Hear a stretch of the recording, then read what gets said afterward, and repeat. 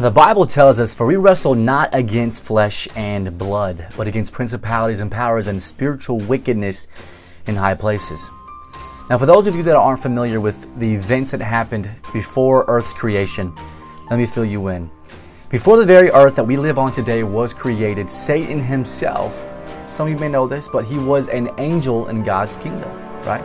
He was a part of God's divine place of inhabitants, right? He was there as one of his chief angels in charge. But Satan had an illustrious plan take place in his mind where he thought, hey, I'm kind of jealous of God. I want his throne. I want to cause division.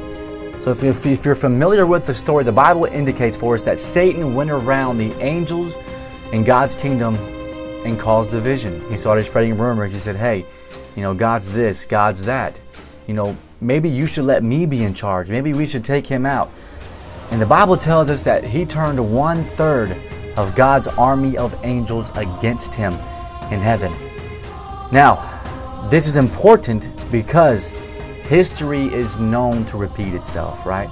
And with the events that are going on today, my friends, I can say without a doubt that Satan is on the same exact mission. But instead, he is using very powerful leaders of this earth to carry out his gossip. The Bible tells us, like I mentioned, "For we wrestle not against flesh and blood, but against principalities and powers and spiritual wickedness in high places." There is a lot more going on behind the curtain than what we are aware of. Right now, the inhabitants of the earth are fighting over a race war.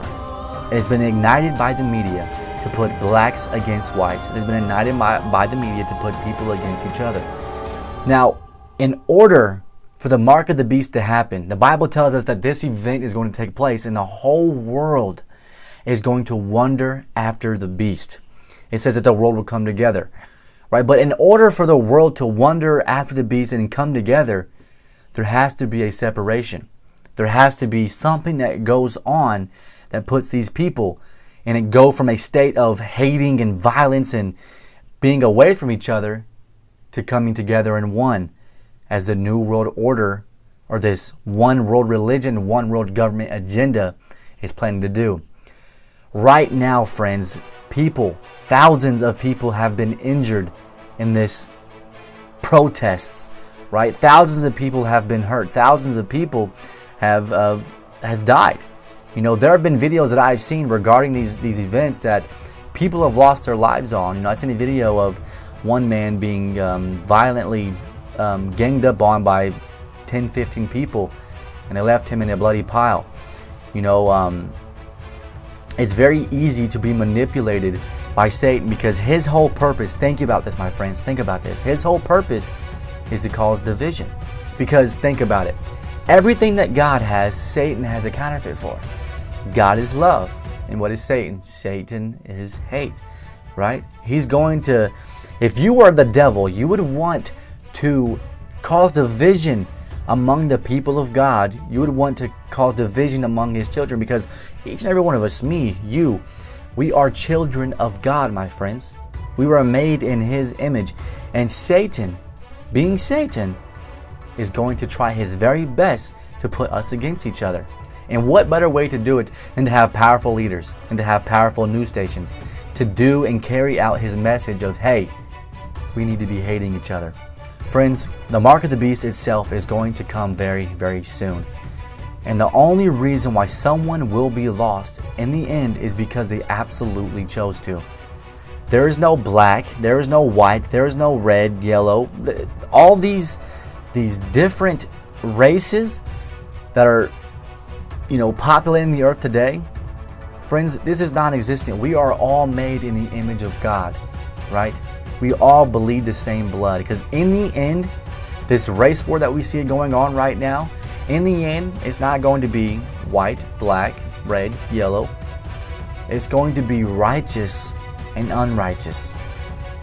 We, as Christians, my friends, need to bear a better light in getting God's message out to the world because right now, as you see, it is filled with hate. It is filled with bad intentions. It is filled with violence. And it is up to us to carry out God's message of love to the world, to the inhabitants of the earth. The Bible declares for us, friends, it says, if any man worships the beast and his image, he shall receive the mark in his right hand or in his forehead. Now, as I discussed in previous videos, which I think you guys should very well check them out because I go in depth on the mark of the beast. The mark of the beast itself is a spiritual issue. It is a spiritual issue. Now, I do think that an RFID chip will play an implementation or a role in influencing and enforcing the mark of the beast. What better way to control the inhabitants of the earth than by chipping them? Because through a chip, my friends, you can manipulate their buying and selling. And the Bible also talks about that they will not be able to buy and sell. But you can inhibit buying and selling. You can know where they are at all times.